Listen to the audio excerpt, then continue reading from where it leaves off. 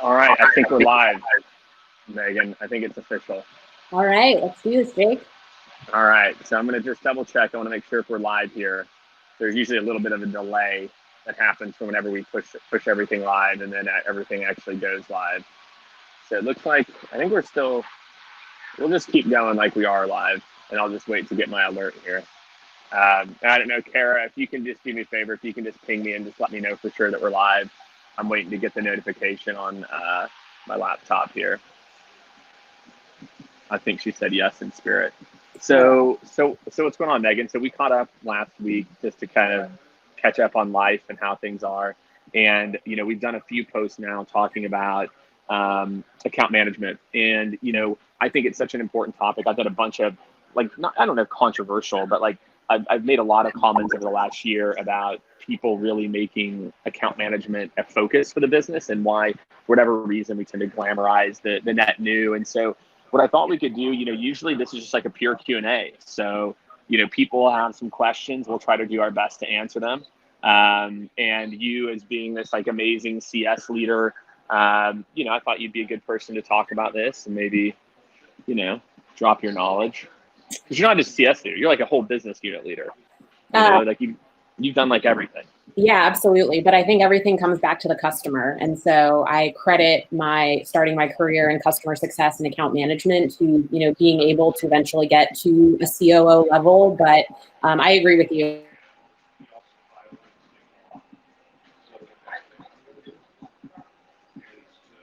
Yeah, we might have lost. Megan might have paused. It's really exciting. Oh, you paused for a second. I don't know if you have your internet. It paused for 1 second. Oh, sorry about that. I'm fully plugged in. Are you hearing me now? Yeah, I'm hearing you fine. Awesome. Yeah, all I was saying is I think it's such an important function that often doesn't get the investment and the attention that it deserves. So I'm excited to talk about it today and talk about, where I see things going into 2020.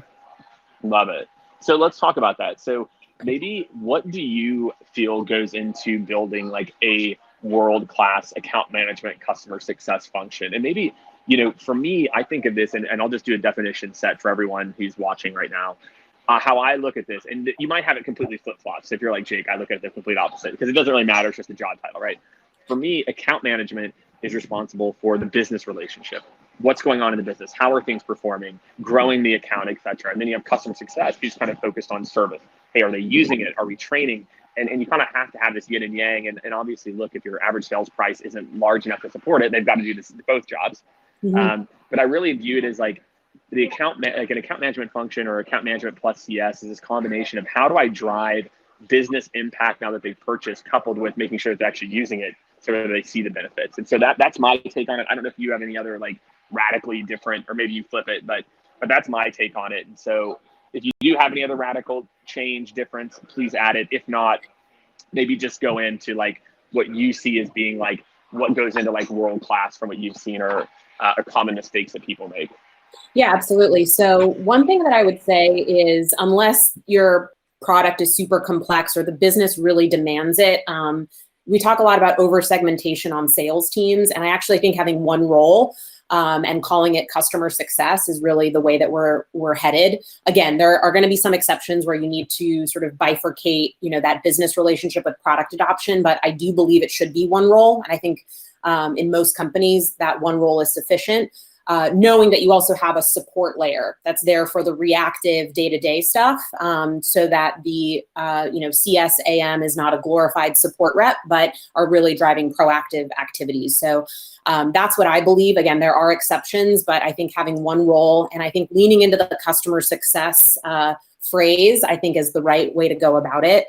But yeah, it's all about partnering with your customers and reminding them on a daily basis why they bought your product, and driving product adoption, which then drives value, which then ultimately drives a particular business outcome that the customer is trying to achieve. And everything that you're doing should be reinforcing that and enabling that and helping that process. So that's sort of from a baseline definition, that's how I look at it.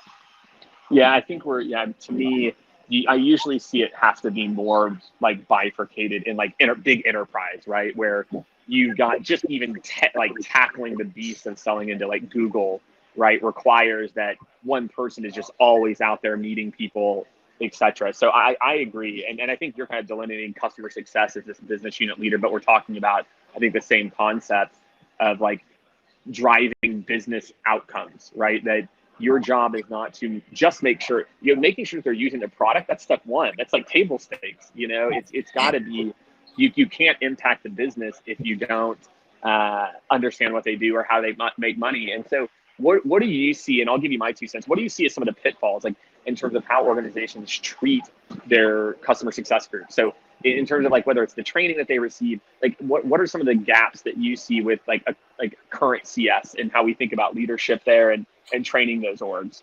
Yeah, absolutely. So I think one is it actually is it needs to be a company mandate. The company must be customer centric in order for this function and the role in this team to get the support investment it needs to be effective. And so I think a lot of every company wants to be customer centric, and every company says that they're customer centric, but not a lot of people put their money where their mouth is. And so I really believe it starts from the top, and leadership needs to embrace that every single person at the company is ultimately there in service of the customer, and our customer success team is on the front lines, and we need to support them effectively. I think the other thing is there's a huge missed opportunity today with leveraging the customer success team for marketing and for product. There's so much intel and perspective on the front lines that is not being gathered that could directly inform marketing strategy, and that should be absolutely informing the product roadmap. And so I don't think the other functions within the org have enough sort of empathy and understanding of what that team is going through. And there's sort of gold sitting right out there. And, of course, they should also be talking to customers directly, but having really strong feedback loops are critical there. And then I think you got to this in one of your posts, but you need to pay account managers and CSMs like you pay salespeople. You need to, it's a sophisticated, difficult role that requires having sort of technical product expertise, sales skills, also sort of relationship building, all of that combined. So, I think those, in my mind, are the biggest things that companies need to be thinking about to create an environment where that team or a person on that team can be successful. Yeah, I mean, to me, those are kind of the 3 things that I highlight as well, too. And I think that the pay disparity and compensation, it leads to a lot of these issues too, that if you're not able to hire people that can, have been trained in how to understand people's business and how to do a proper discovery and things that we typically think is sales, but that's not really sales. It's truly being consultative. It truly is like, look, you purchased this. Sales gave me like 0 information because they were supposed to jam the deal in at the end of the quarter. And so now I need to like level set everything again. That to me is one of the biggest things. Like I feel like you can't be customer centric and end of the month, end of the quarter, like at all costs at the same time. It's true. Because what I see so many companies doing, Megan, is what they do is their customer success teams, account management teams are forced to spend probably at least 10 to 20% of their time with people that probably should have never been sold. Yeah. And it's because they won't adopt, they don't have the resources to actually do it. You don't have a sophisticated partner channel that can actually help to drive adoption for you. And so, because it's fine if you have a partner channel like a Salesforce, right? Why does Salesforce and why should most tech have a partner channel?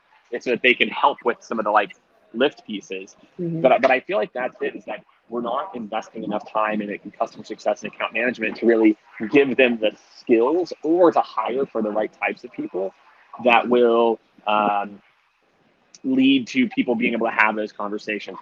My man there was enjoying a Manhattan at like 11. Like I wanted to give him like a big dap. I'm like 11 o'clock getting it done. There are no rules. When you're at an airport, there are no rules on there are no rules. That's exactly right. Especially like, when you go like the Delta Sky Lounge or whatever, right? It's like immediately it's like, oh, it's free champagne. So of course we have to start crushing it at like, 9 a.m. And it's literally 5 o'clock in many other countries. And so everyone who's joining us right now, so if this is your first time tuning in, thank you. We've got about 50 people on right now.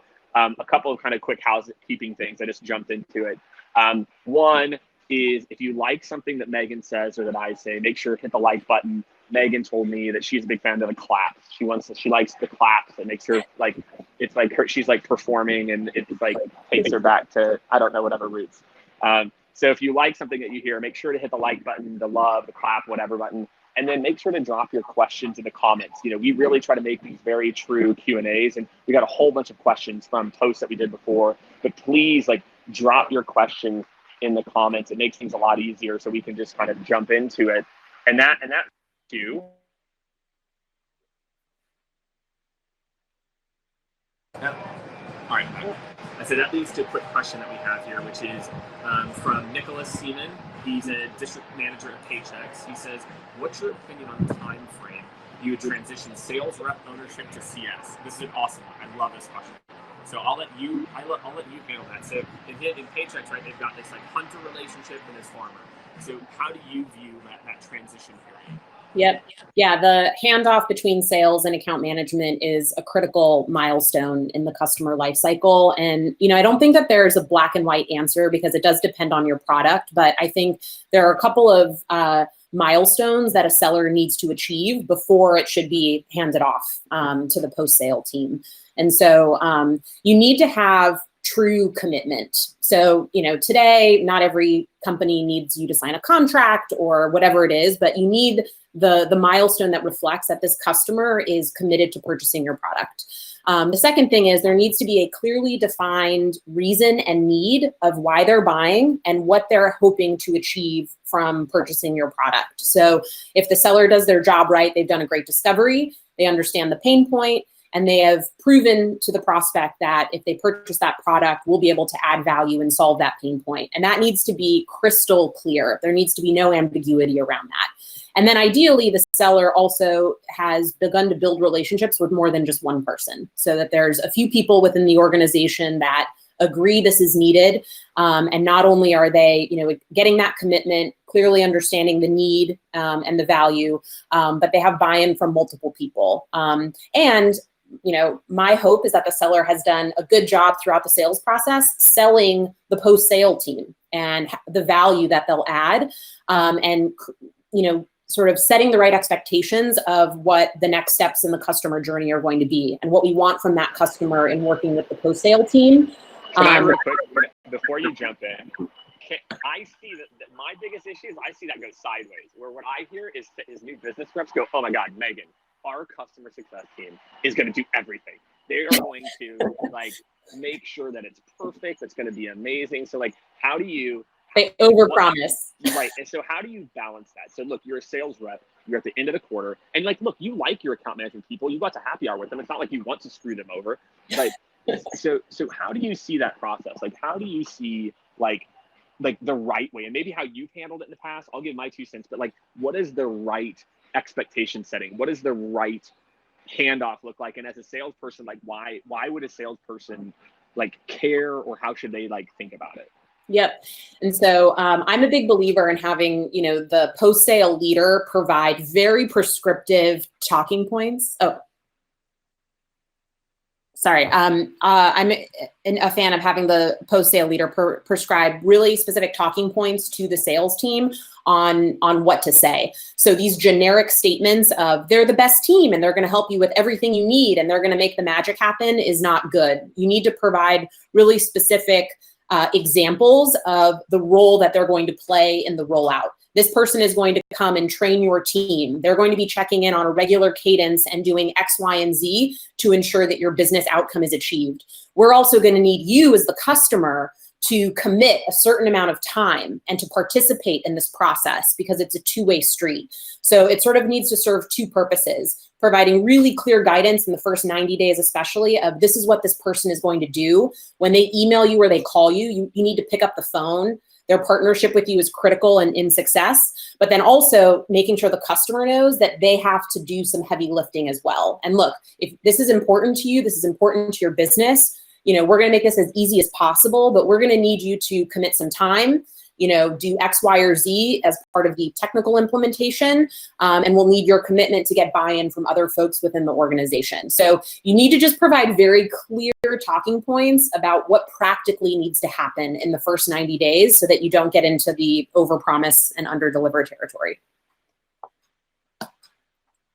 how do you at the top level, at the executive level, communicate with your sales leader about this? Because I feel like this is a conversation that if I'm in an AM or CS, it might be difficult, but how do you communicate with your leadership on this? Yeah, it's a great point. And I think kind of in conjunction with making sure that the sales team is actually selling to the right customer, we need to make sure that, acquiring a new customer and losing them within the first year, is a terrible situation. We're losing money. We're basically paying that customer to hang out with us for a few months. And so really making sure that they understand that the long-term relationship, the long-term value is what's important. Clawbacks for churn are sticky things in comp plans, but you should also look at your incentives to make sure that you're not over incentivizing short-term results, which I think is just all over the place right now because a lot of the pressure to grow fast at all costs. But it's around reframing that, their role is more than just new customer acquisition. They play a role in setting up that relationship for long-term success. And the relationship between the sales leader and the AM leader is so important. And I see in many, organizations, there's a ton of room for improvement there. But yeah, I would say it's really making sure they understand the why, taking a look at their incentive, because that ultimately is going to be driving a lot of their day-to-day decision-making, and investing a lot of time in the relationship between those two leaders, so that they're working effectively together. Yeah, and I think the key is as a CEO, you got to realize you can have your cake and eat it too. I think the issue that I see is a lot of CEOs or execs are scared to even have that conversation with their sales leadership because they're scared that sales can't handle it. They're scared that sales may not be able to handle that level of conversation to talk that look, there's going to be homework on your side. There's going to be things that need to happen. I honestly think a lot of this comes down to trust of the sales organization that they can actually communicate this in a way that doesn't become, prohibitive to the deal. Yep. And I feel like a lot of this falls on sales leadership, that you have to be the catalyst as a sales leader, as a former VP. That's why for me, both times that, when I was a VP before I started Scaled, I had to have purview over customer success and account management because it kept me, it's better for the org because then I'm honest, right? If I'm responsible for net new SDRs, sales, and CS, I have an incentive to create this really amazing customer experience because it all either helps me or hurts me. And what I see is that because we keep siloing out sales and CS into these pockets with disaligned incentives, it makes a lot of this really tough. And I think as an executive, you have to really be thoughtful about the incentives and how you're creating it between these groups, because of course everyone's yeah, we're doing what's best for the customer, but at the end of the day, people also do what's best for their pocketbook. And it's not that your sales leaders are bad people. It's that we don't trust the salespeople enough to have more difficult conversations, and we're not thinking enough about that customer experience. And that's actually, we've got a question here that I thought would actually be a good kind of purview into this. So Oren Friedman has a question, more tactical, around mapping key enterprise accounts. Once your organization has decided to invest in growing up an account, what are some best practices strategically on mapping that account and growing it? So when you think about, we've got these big enterprise accounts, we're trying to grow these relationships, what have been some of your kind of key ways that you've institutionalized that in your companies that you've worked at? And then, remember everyone, make sure you keep dropping your questions in here. We're starting to get some good ones. So if you have questions around account management, keep dropping the questions in. If you like something that I said, again, I like the heart. It makes me feel good that it's loved and everything. And you can drop a like or clap, whatever feels good. So for you, what are your tips to account strategy and how to think about mapping enterprise? Yeah, definitely. So when I've done this, I think going into a new year or a new cycle, always taking a look at your existing customer base and your pipeline and really identifying, 20 to 30 key large accounts that you believe, would convert if you gave them the right attention. And what I will say is for that batch of accounts, I think it's really important that you have the right people working on them. They are typically very sort of long-term deals. There's multiple people in the mix that you have to build relationships with. There are some times for those where a team of a seller and an account manager actually might make the most sense to, team up to work an account together, given that there are so many stakeholders on the other side as well. And there needs to be just a very deliberate and clear account plan for each of them. This is the one time where I will say having a seller involved can help the process. If you have a land and expand model, I'm typically of the belief that once it's in the hands of an account manager, sales move on, we got it from here. But these really, really large accounts sometimes benefit from having a couple of people in the process to play different roles and help drive things forward, especially if there's some type of pilot or this and that. So I think the key is don't try to go after too many of them. Really make sure that they fall within your ideal customer profile. Be open with the right structure and make sure those individuals have the time to really nurture that relationship in a way that makes sense. And you also need to remove and lift the time pressure and the time constraints. Kind of going back to what we were talking about before, with these really, really big accounts, you cannot rush them and you can't ensure that they close in a particular quarter typically. And I think the more that companies can sort of move away from growth at all costs and, sort of responsible, steady growth and not create this sort of artificial pressure on everyone, the more I think this type of approach will work. You win those deals with time and relationship building and like proving real value. And even though they take a really long time, the retention on them are typically much higher if you do it the right way. So those are some things that I think about with those types of accounts.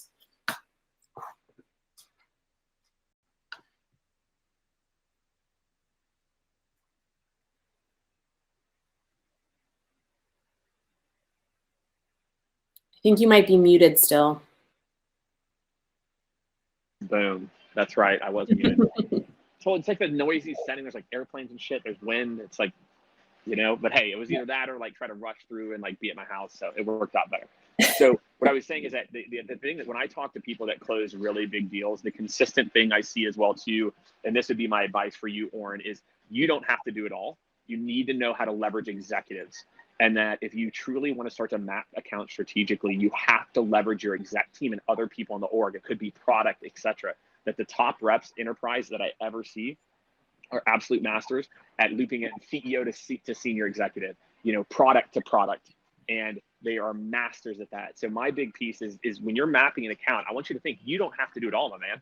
You can really be smart and say, you know what, Megan's going to go do this, Jake's going to go do this, but you're the kind of the coach, and you're kind of sending people. So that would be the only thing I'd add. And is I've never seen a massive 7-figure plus 8-figure deal close without some level of that, like exec to exec at some point.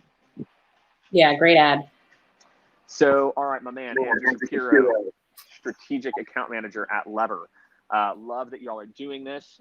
Thank you, Andrew. I appreciate it, man. I've used my executives in the past, but help me understand a few strategies for how you get C-levels involved in your strategy meetings if they're not included in their original sales process. So this actually is like a perfect dovetail. I'm not that smart to have like planned it this way, but he's basically saying like, how do you actually go about doing it? So I'll let you give your 2 cents. I'll kind of chime back in with more of mine. Again, people, let's keep dropping the questions in here. We're getting some really good questions, I think, that are going to be really helpful for a lot of people if you're in account management, and feel free, Andrew, your question and the other one were tactical. Get more tactical. If you're like Jake, like, look, I don't quite get it. Like, I know I should have more context. Like, what the hell does that mean? So if you have tactical questions, feel free to get more tactical here. So for you, what has made you successful, or how have you leveraged executive relationships, or how have you kind of like use those in the future to like, or your team to kind of get you up a level or to get you to the right people? Yep.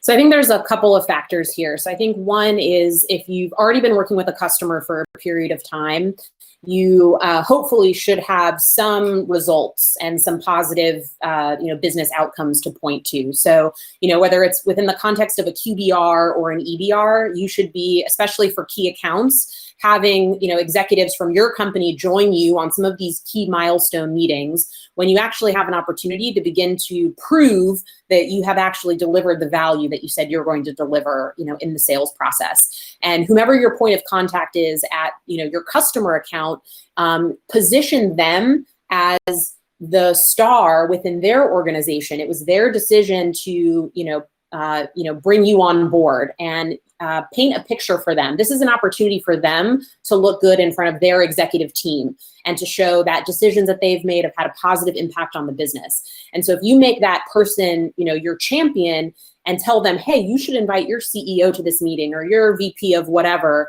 so that we can highlight all of the great work that we've done together. This is a great career opportunity for you. We can also get their input, talk about some longer term goals, so that we can continue to build on this great foundation that we've already created. So I think it's, tie it to the business outcomes. It's make your point of contact at your customer account, position them as the champion and the star. And people love that. And, help them do it, whether it's, give them some materials or some talking points or whatever it is, so that they feel confident, getting the right people in the room on their side. And then you reciprocate by, getting sort of the relevant counterpart from your company to join as well. So those are some of the things that I've done that have worked really well. How do you help a more, because I think, whenever we work with companies, big and small, I think a lot of reps don't know how to do that. I think a lot of it is like, yeah, I know I should, but like how, making them the star, how do you kind of get over that hump to be able to even like have that dialogue, or like, what are some tactics you use? I'll give you my 2 cents if that's helpful to start. I think for a lot of reps, you have to really understand the roles of other people in your companies and in your own company. And I think historically, what I see actually, whenever we go and we work with big teams that have leaders here and, maybe they have different solutions, is that it's not that they don't want to have the conversations. It's that they don't even know what a CEO to CEO level conversation would look like. They don't even know what a CHRO to CEO. And so I think that a lot of this is on frontline leadership and the director level leadership to help your team understand what people in your own org do, and then the problems that they could actually solve for. So that way they have like an understanding of like when to loop these people in, because I think as leaders, sometimes we oversimplify. We're like, yeah, well, if you want to get to blah, blah, blah, loop in, blah, blah, it's like, how do I actually like do this? So to me, there's like a level of like knowledge that you have to have, and you've got to give to your team about who handles what internally. I don't know if that resonates or if there's anything else that you want to add there, but that to me is really critical, that make sure you have a good understanding of the levers that you have internally. So then you know what to deploy with the target companies. Yeah, absolutely. I totally agree. And, even taking an example, when I was at Grubhub, we often would be working with an office manager or, a people ops person who was our end user ordering food for the office, but we would love to, get in front of the CFO so he saw how much money we were saving the company and would be happy to continue renewing our service forever, right? And so, that's sort of a specific example, but knowing that a CFO ultimately cares about cost control, being able to provide like a very 2-page ROI report. You've been using this for a year. Look at these sort of usage highlights, and here is the bottom line of how much money that we have likely saved your company. Your CFO likely cares about this. Why don't you send this over to them and find out if they're willing to join our meeting next week for 30 minutes, so that we can better understand what the next couple of years look like, and align our plan with their plan, so that we're either accelerating cost savings or preparing for a change in benefit that you're offering, whatever it is. And so I think just getting very specific and honing in on 1 or 2 things that are really going to resonate the most has worked well. I would agree. I think you made a good point though around some of the CEO or CHRO. I think CFO is black and white typically with money, but it can be a little bit more nuanced with some other people. So you do need to do your homework and really understand what they care about so that you can speak to their level. Yeah, and I think we make a lot of assumptions that everyone cares about cost savings or whatever, because again, if I'm a CEO of a huge company and you show me cost savings of $100,000, I'm like, great. Like this is not on my priority list, nor should it be. And so I think you have to understand that. Yep. To you, $100,000 might be a lot of money, but to a company that's doing $250 million, $100,000 is not where they're looking to save money. Like that's not going to move the needle for their business. And so I think that that's just an important piece to consider. So I have a question for you as someone who's kind of come up through the ranks and held a bunch of different roles. If you were giving advice to anyone in strategic account management, key account management, or just account management in general, what is some of the career advice that you would give them? Because I feel like, again, like, there's maybe, again, a perception you kind of just go up and you become a leader, then you run a group, and then it's like, then what, right? You made the switch to marketing, like all of it. But let's say if you're on the front lines right now, you're a key account manager, what do you feel like are some of the career moves you should start to think about, or some of the level, or the up leveling that you should be thinking about now that you think maybe most account managers or customer success folks aren't thinking of? Yeah.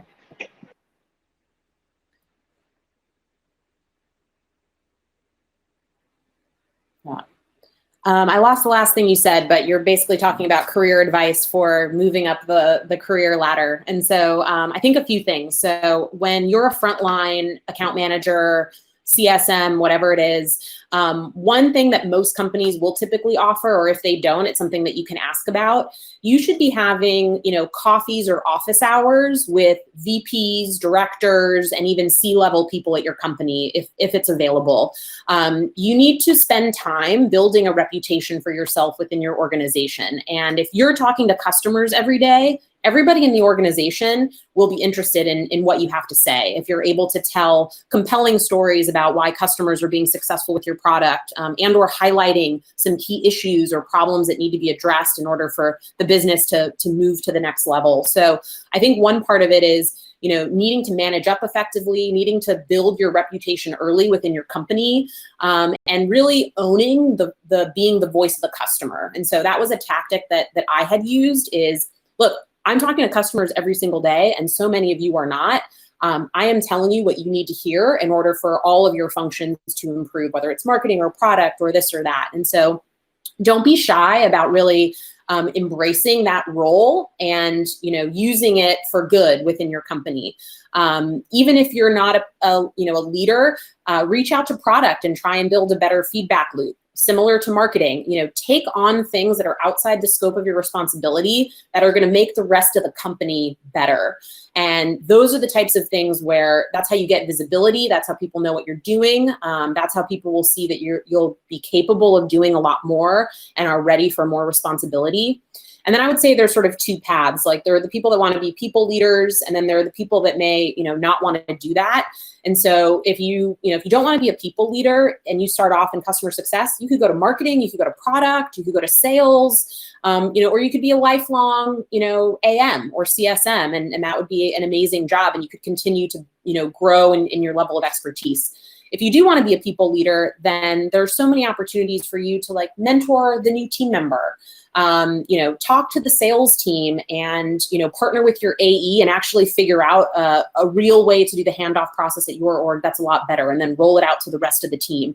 Find opportunities to have an impact beyond your team and what you're doing. And you need to do that a lot. And then over time, as you're building that up, that's what sets the foundation for people to notice you, see that you can add value in other ways, and ultimately, seek you out for promotion. So those are some things that I've done personally that have served me well. I love that. I mean, I think and it's the same in really every role, that if you just think that your job to move up the ladder is to just do your job the best that you can, it's not. That's the prerequisite. The prerequisite is you're good at your job, right? Customers are happy, et cetera. So I think, for me, I think with a lot of, CS people or AMs, the skill that it takes, and again, that's why I I think it was Andrew's and Oren's question both had a little bit of it. That is another skill set. If you want to start to be really good at how to map strategically orgs and start to map a spider web of a Fortune 100 company, that skill set is so cerebral, and it is like chess at some next level stuff. And so to me, if I'm in CS, you've got a lot of different paths. You can go down that path, because it's going to take you years to get there and you need a lot of at-bats, or you can go down to people management. There's so much more that, there's so many opportunities. And for me, I'll tell you, especially at an early stage company, as I was growing my sales teams, my CS team, instead of my SDR team, my CS team actually became a better leading field ground for my salespeople. Because I treated them, they went through the same training. They had to know how to run a discovery. They had to know how to understand people's business, because then they could help them afterward. And so I found they were actually more prepared if they did ever want to go into sales, and they had a different mindset of it. They didn't think, oh, sales is pushy. They instead thought oh, I'm helping people's business. It's just before or after, So I think that's important. So I've got Andrew asked a follow-up question, and I think it's an important one. I want to address it here. Because he talked about, I've tried some of this stuff. I've pulled together an ROI, and I still can't get their C levels to show up. And I've tried to put together different stories, and I think a lot of reps struggle. And not just account management, customer success. I think a lot of salespeople struggle with this. Like, Jake, I put together the ROI strategy. So I'll give my 2 cents on what I think is the issue. Is like, one, like, you just have to accept, Andrew, like, whatever you put together wasn't good enough. Like, whatever you put together was not compelling enough for a CEO to show up. And my guess is, again, I know you work at Lever, so my guess is you were talking about applicant tracking, or you were talking about the candidate experience. And on the CEO's level of priority, or NEC, that is priority number 342. And so for me, like, where I've always had a lot of success is, like, I'll go to their words. If they're publicly traded, I'll go to their annual report or their quarterly report. I'll go to their investor day. Anything I can do to find basically, like, little nuggets of things that they've said. And then I'm going to use that in what I said. And I'm going to put my person in a position, like, look, from my CEO sent me over these 3 things that are strategic initiatives. How are you addressing that, Linda? Well, look, let's align up here. So my feedback, and Andrew, again, I haven't seen it. Your stuff could be amazing and lovely. Is that ROI is one component, but you need to start to talk about how you align at a strategic level. Again, like the example Megan gave is perfect because it's for a CFO, and a CFO just looks at food as a cost center. There may be some culture. There's definitely culture elements to it as well too. But if they look at using Grubhub or doing it internally, it's probably a lot of cost and time and things like that. So I think you've got to be comfortable going up a level in the conversation and realize that if for whatever reason it's not working, or they're not getting it, or they consistently aren't looping you in, it's probably because the reasoning is too low level. And that would be my 2 cents on it. Yeah.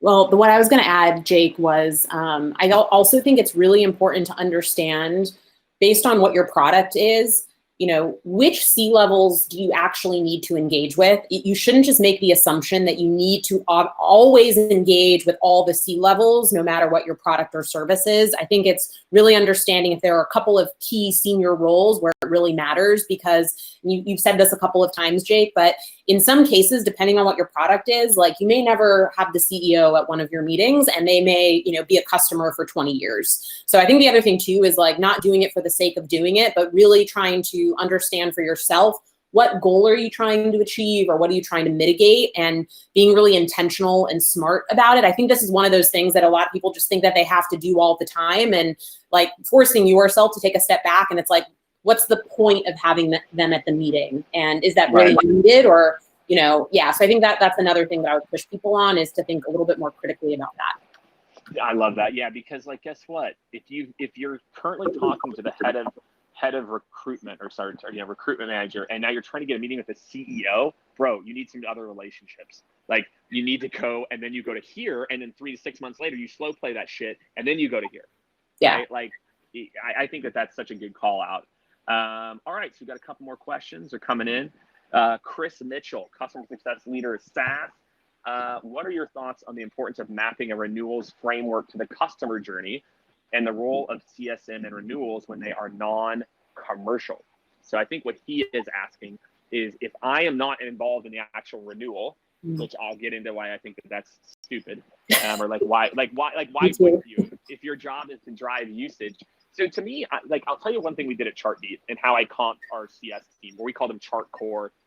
And the interesting part, I think you'll appreciate this, Megan, what we did at Chartbeat is, so I had SDRs, I had new business sales, and then I had account managers who kind of served the role as sales, but we wanted to do more of a handoff. So they were account managers. And then we had our Chart Core, which is CS, which you could have flipped that. You could have called one that. But what we ended up doing is having Chart Core report into product and dotted line into me. So because the job is usage, it's training, can they use the product? Like, that's a product. That's not my job at sales or account management. And so I think that was right. That felt right, like, at the time. But anyway, so that's how we did it. And so they had some very specific, like, usage-based metrics. So I'd love to hear, like, for you, and I've got some other, like, theories on this too, but how do you think about incentivizing the people who are responsible for usage, who might not be responsible for the ultimate renewal? Yeah. So I think I agree with I think the first thing that you said. I typically do not think that's the right structure. Again, there's probably exceptions that where it does make sense, but just having some random person come in a year later and say, "Hey, customer, like I'm so and so, and I'm going to renew your contract, but Megan's still going to be your product person." It's just weird for the customer. That said, I think that I have seen it, and I think what it requires that person is involved with your product person from the beginning. You need to position the two of you as an account team, and you need to set expectations at the beginning of the relationship that, hey, when you have a product question, you come to me. If you have this type of issue, you can contact our support team, and on a quarterly or annual basis, this person here is going to engage with you and some of your other business stakeholders to have a conversation about the contract. So I think if you are going to involve so many people, don't make it a surprise. Set those expectations up front. And that person that's in charge of the renewal, they need to stay close to the account, because they're not going to be successful if they just come in once a year and try to negotiate, a renewal. And so again, I'm not a fan of that structure, but if it exists, you need to create reasonable and meaningful touch points for that person, even if they're joining a meeting with your CSM or product focused person, in order to do that. I personally, though, I think it's just an over segmentation, and customers get attached to the person they're working with, and you build trust, and it's a missed opportunity not to leverage that relationship and that trust in part of the renewal conversation. And if you do your job right and get them to adopt the product, you're not going to have to convince them to renew because they're using it and they like it and things are going well. So I just feel like it's like a Band-Aid for either that person not having sales skills or your product not being very good. I hear you. I think because I think this is important. I mean, you can debate this a little bit. I think what I'm getting at, how I've used it in the past, is account management is totally dedicated to the account, where I'm an account manager and sales closes deals. Now I have this relationship with you as the buyer, and I'm talking to you about the business. Where's the business going? What's happening next? How am I going to help you? And then on the end user level, I've got a CS team. And I think you're actually I think you just maybe the titles are different, right? Where the CS team has been working with the end users on okay, did you get your admin? Did you get your login? Did we train this new group of people? And so I'm not suggesting that the account manager is someone who comes in and out. I'm suggesting that it's two very different conversations. And I think there's a certain level of sale where you can't support it. So you have to have it be the same person. But I think it's also a difference in DNA. I love growing people's business. I love helping them. If my job was to provide logins for people, I would lose my mind. I could not deal with the end usage. Now I want to work with my team, to do that. But I feel they're really different conversations, which is oh, okay, you didn't get the login, let me help you with that, versus okay, let's talk about the future of, whatever industrial manufacturing in 2 years and how I'm going to help you get there. But I think what I'm hearing is that a lot of times you've had sales come and help, or you've had a person who does a little bit of both. Is that? Yeah. And I think a lot of the sort of login examples that you're using, that's what a customer support team I think is really for. It's product and customer support that are going to solve all of those simple reactive baseline issues. And if you have the support and sort of sales and success structure worked out accordingly, I believe your customer success people should care about product adoption, not worrying about the low level tier 1 stuff, but also be sophisticated enough to have, the strategic industry level ROI, conversations as well. Those people exist. I've hired a lot of them. That's what makes the job interesting. And so I think where people have a support team, a CSM, and an AM, I think they're underutilizing their support team potentially, or their product has so many limitations that they need to solve it with humans for the short term. Or the business is really complex, which I agree that there is an exception, especially with some enterprise businesses where that does make sense. But for the bulk of companies, I think it's overkill. I agree. Yeah, I think what I'm calling account management and customer success, you're calling customer success and customer support.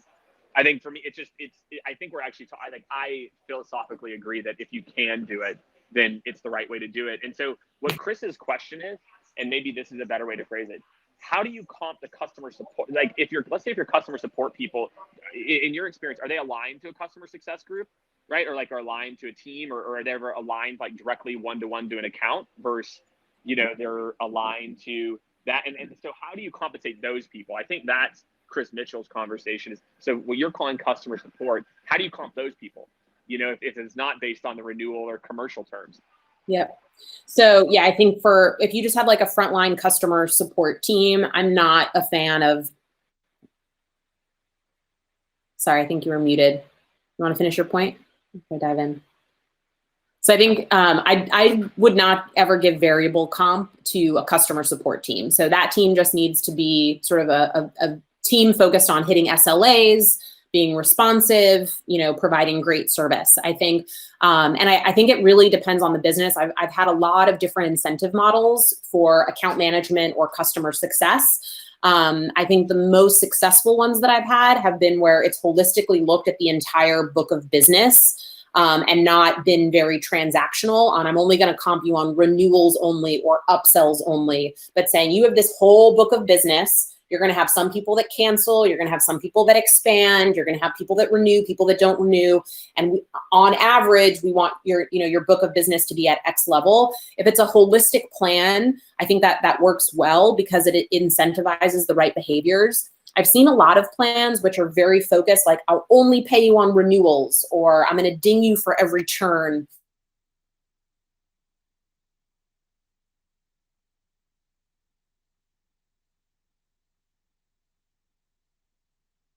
One renewal, or get that one upsell when that might not actually be what makes sense. So variable comp, I think, in customer success is really, really tricky. It's really hard to get right.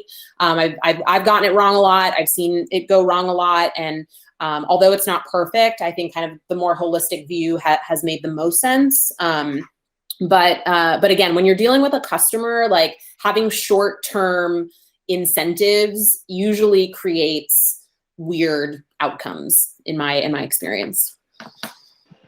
Well, yeah, and I think it's because, again, I see a lot of companies, they start the renewal process, the month before, right? Or they almost go into it with totally wrong. A mindset. Yeah, we implement with a lot of our clients. We call it the 120-day renewal, meaning the renewal starts 120 day out, and by day 30, that's when they have the final contract, right? Yep. Like you've already started to talk about their business and where they're headed. All right, so we've got room for about one more question here.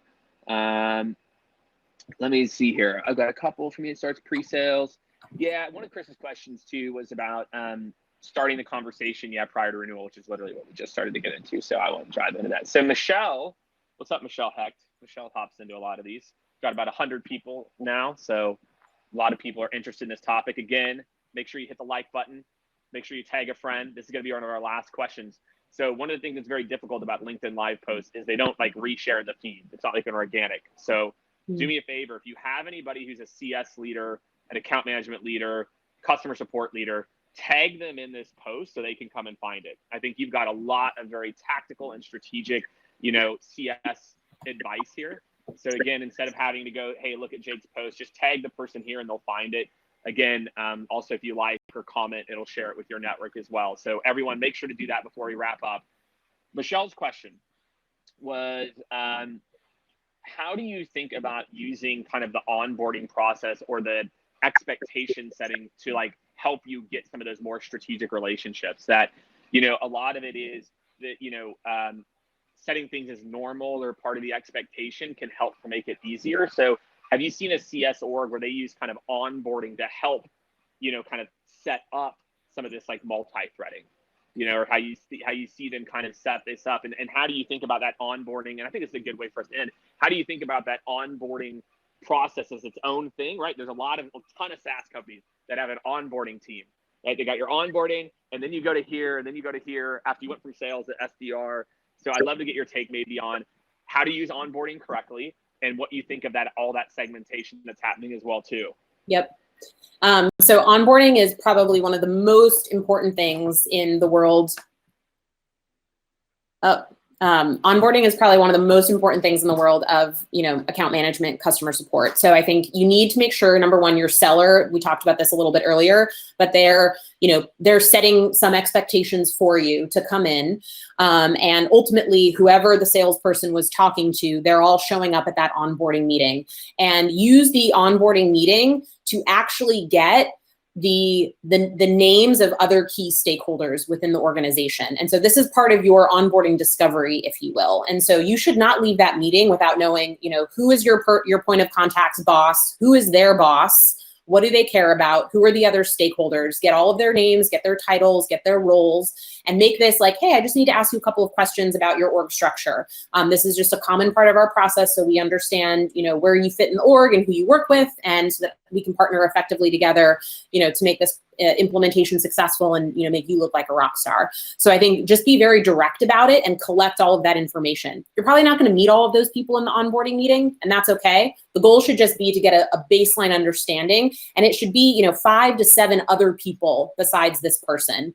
If your main person leaves, it's such a huge indicator for churn. And so, beginning to set the stage and growing multiple relationships in the first 90 days is critical. So your goal should be get the names and the roles and contact information in that meeting. You'll use them later.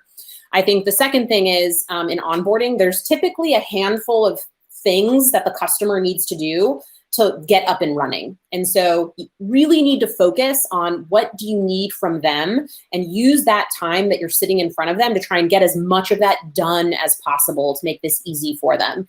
But you need to, the way that I like to think about sort of a customer life cycle is, as the AM or the CSM, you have a responsibility to take them through this process. You don't want to overwhelm them in the onboarding meeting with everything that they're going to need to think about for the year.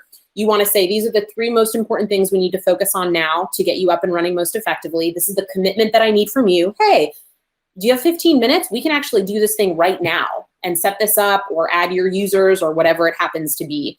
And then, so it's get the names of other people, get your 2 to 3 things done. And then the last thing is get commitment from them on what your relationship is going to look like going forward. So, hey, I would like to meet on a monthly basis. That makes the most sense given, what you've purchased and the size of your org. That will allow us to do X, Y, and Z each month over the course of the year. Does that work for you? Do you want to meet more frequently or less frequently? Gain commitment for what your ongoing cadence is going to be in that meeting. So they've committed to it, and you're not chasing your customers for meetings there on out. And get the meetings on the books then.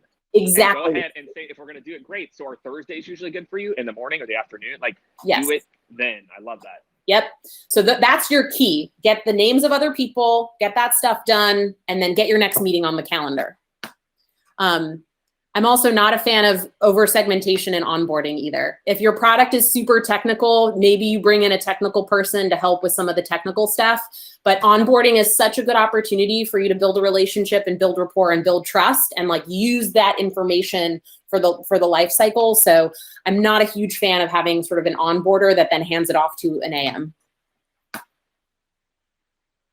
And I think a lot of this is that it's the reason segmentation, it's not that in theory it's not okay. It's that the lack of continuity, it makes being a buyer brutal.